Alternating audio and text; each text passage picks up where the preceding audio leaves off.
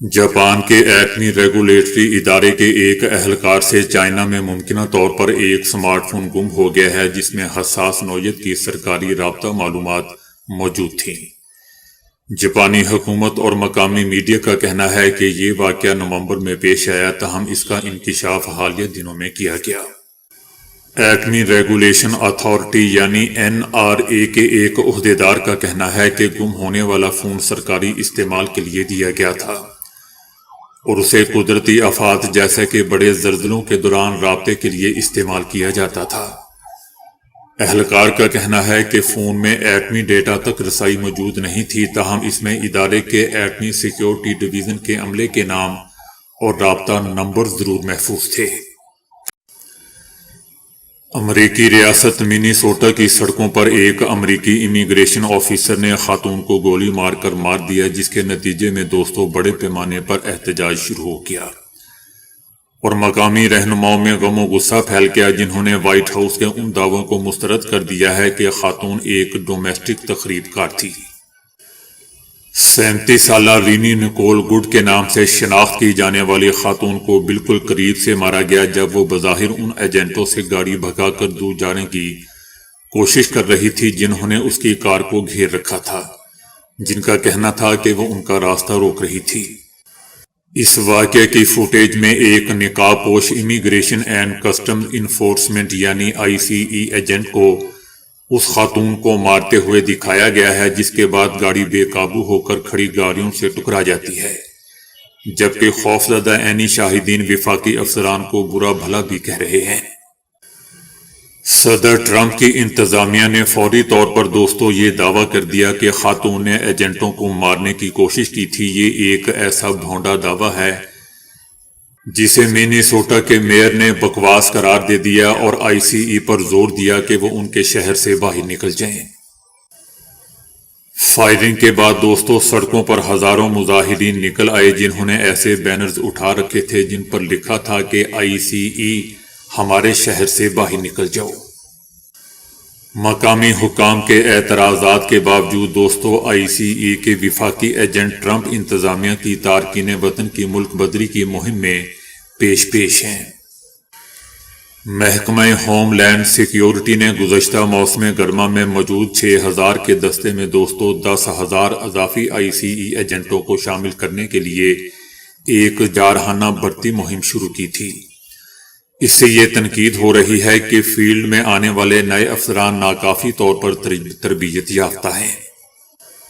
محکمہ home land security کی سربراہ کرسٹی نوم نے کہا ہے کہ کسی بھی جان کا ضیاع ایک المیہ ہے، لیکن انہوں نے اس واقعے کو داخلی تخریب کاری قرار دیا اور کہا کہ رینی نکول گڈ خاتون پورے دن ICE کا پیچھا کر رہی تھی اور ان کے کاموں میں رکاوٹ ڈال رہی تھی۔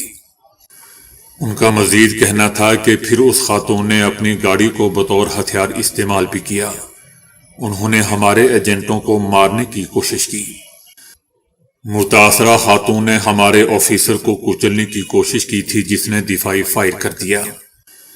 یاد رہے کہ صدر ٹرمپ کی انتظامیہ کی امیگریشن کارروائیوں کے خلاف پرجوش احتجاج ہو رہے ہیں، جس نے لاکھوں غیر دستاویزی تارکین وطن کو گرفتار اور ملک بدر کرنے کا عہد کیا ہوا ہے۔ محکمہ ہوم لینڈ سیکیورٹی نے اس تشدد کو ہمارے افسروں پر مسلسل حملوں اور انہیں شیطان بنا کر پیش کرنے کا براہ راست نتیجہ قرار دیا۔ یاد رہے کہ ستمبر میں بھی شکاگو میں ایک امریکی امیگریشن انفورسمنٹ آفیسر نے ایک غیر قانونی تارکین وطن کو مار دیا تھا، جب وفاقی حکومت نے الزام لگایا تھا کہ اس شخص نے اپنی کار آفیسر پر چڑھا کر حراست میں لیے جانے کے خلاف مزاحمت کی کوشش کی تھی۔ سائنسدانوں نے گرین لینڈ کی برف کی چادریں تیزی سے پگھلنے پر دنیا بھر کے ساحلی علاقوں کو خبردار کر دیا ہے۔ گرین لینڈ کی برف کی تہہ کے بڑے حصے ماضی میں مکمل طور پر پگھل چکے ہیں اور یہ عمل دوبارہ شروع ہو رہا ہے کیونکہ زمین کے گرم ہونے کا سلسلہ جاری ہے۔ گرین لینڈ کے ایک اونچے مقام پر کھدائی کی گئی ہے، جہاں سے حاصل کیے جانے والے نمونوں سے معلوم ہوا ہے کہ برف پچھلے 10,000 سالوں میں غائب ہو گئی ہے۔ سائنسدانوں کا کہنا ہے کہ یہ گرین لینڈ کے نیچے گہری ناہموار گرمی ہے جو برف کو تیزی سے نقصان پہنچا رہی ہے۔ سائنسدانوں کا کہنا ہے کہ تیزی سے برف کے پگھلنے کا مطلب یہ ہے کہ سمندر میں اضافی پانی جمع ہو رہا ہے۔ ماہرین کا خیال ہے کہ مستقبل میں سمندر کی سطح میں اضافہ توقع سے کہیں زیادہ ہو سکتا ہے۔ صدر ٹرمپ نے کہا ہے کہ اگر امریکہ نیٹو کا حصہ نہ ہوتا تو روس اور چائنا کو اس اتحاد کا کوئی خوف نہ ہوتا۔ صدر ٹرمپ نے دعویٰ کیا کہ امریکہ کے بغیر نیٹو بے اثر ہے اور وہ واحد قوم جس سے روس اور چائنا دونوں خوفزدہ ہیں اور جس کا احترام بھی کرتے ہیں وہ امریکہ ہے۔ ٹرمپ نے ایک بار پھر 8 جنگیں ختم کروانے کا ذکر کیا اور کہا کہ ناروے جو نیٹو کا رکن ہے اس نے نوبل امن انعام کے لیے میرا انتخاب نہیں کیا، لیکن اس سے کوئی فرق نہیں پڑتا، اہم بات یہ ہے کہ میں نے لاکھوں جانیں بچائیں۔ صدر ٹرمپ کا یہ بھی کہنا تھا کہ ان کی آمد سے پہلے نیٹو کے اکثر رکن ممالک اپنی فوجی اخراجات کی ذمہ داریاں پوری نہیں کر رہے تھے، ان کی مدد امریکہ کر رہا تھا۔ صدر ٹرمپ کا کہنا تھا کہ انہوں نے نیٹو ممالک کو 5% GDP تک دفاعی اخراجات بڑھانے پر مجبور کیا اور اب وہ پوری طرح اور فوری طور پر ادائیگیاں بھی کر رہے ہیں۔ صدر ٹرمپ نے دوستو ایک اور بھی دلچسپ بات کہی کہ انہیں اس بات پر شک ہے کہ ضرورت پڑنے پر نیٹو ان کے لیے موجود ہوگا یا نہیں، لیکن ہم ہمیشہ نیٹو کے لیے موجود رہیں گے، چاہے نیٹو ان کے لیے موجود نہ ہو، ہماری مدد کرے یا نہ کرے، لیکن ہم ضرور نیٹو کی مدد کریں گے۔ صدر ٹرمپ کا کہنا تھا کہ اگر ہم مداخلت نہ کرتے تو اس وقت روس پورے یوکرین پر قابض ہو چکا ہوتا۔ اسٹیبلشمنٹ مخالف بیانی پر وزیر اعلیٰ سہیل آفریدی اور پاکستان تحریک انصاف کا انفارمیشن ونگ آمنے سامنے آ گیا۔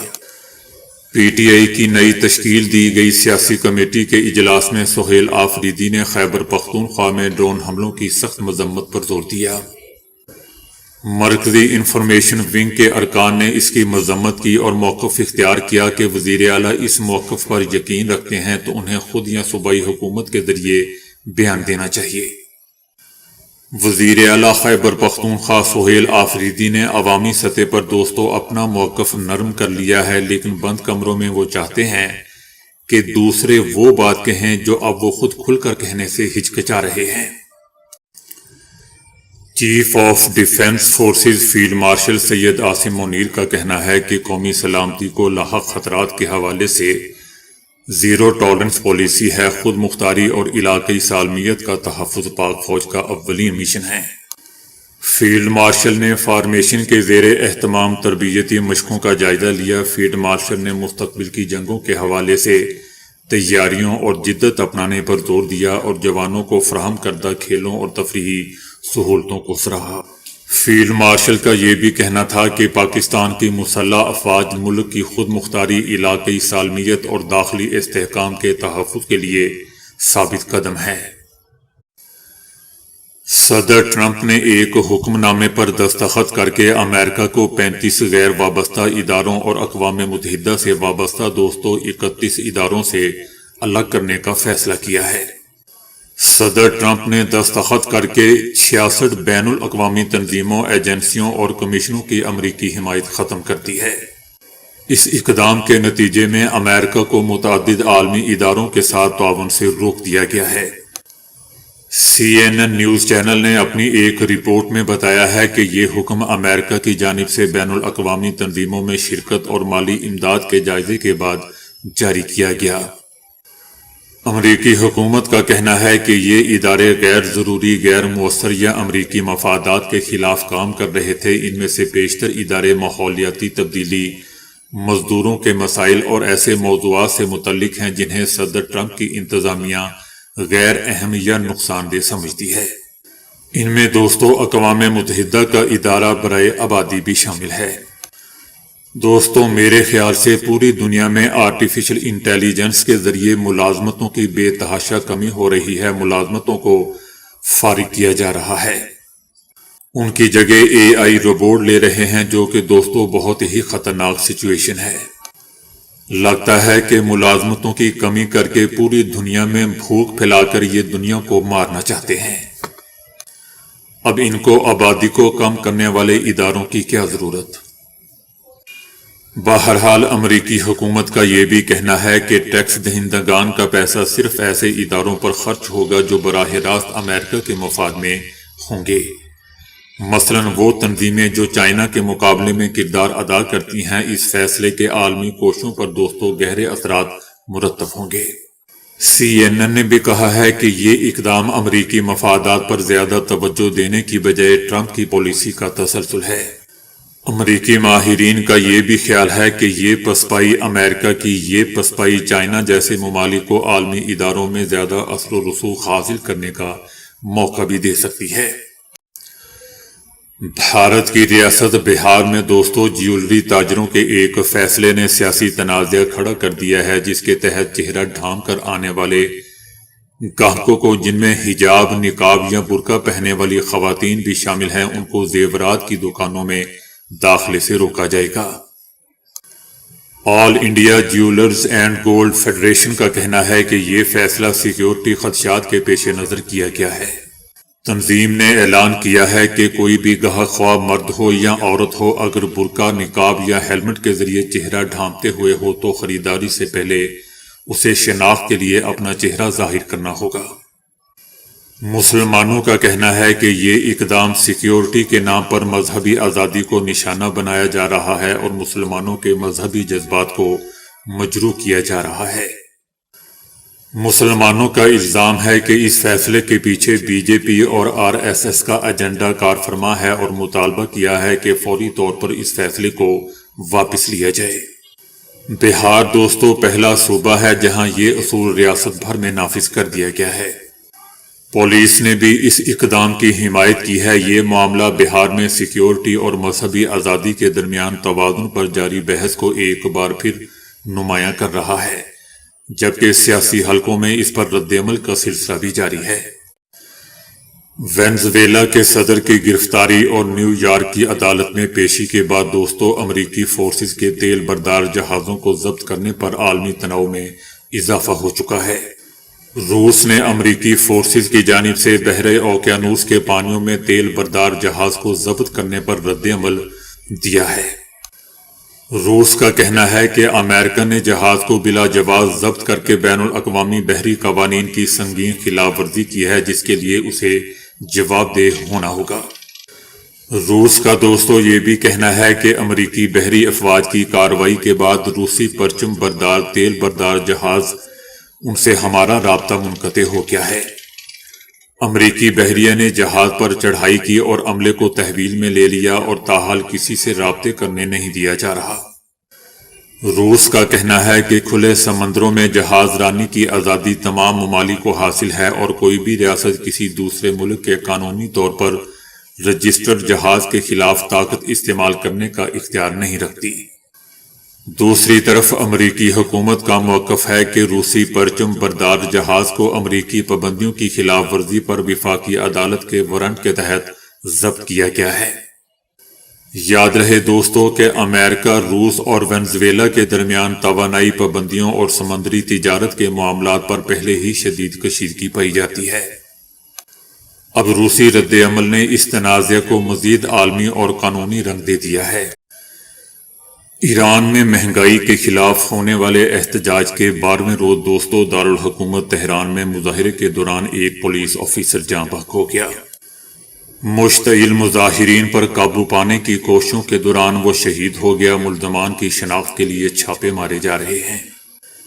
احتجاج کا آغاز 28 دسمبر کو اس وقت ہوا تھا جب تہران کے تاجروں نے بڑھتی ہوئی قیمتوں اور ریال کی قدر میں کمی کے خلاف مظاہرہ کیا، جس کے بعد دیگر شہروں میں بھی مظاہرے شروع ہو گئے۔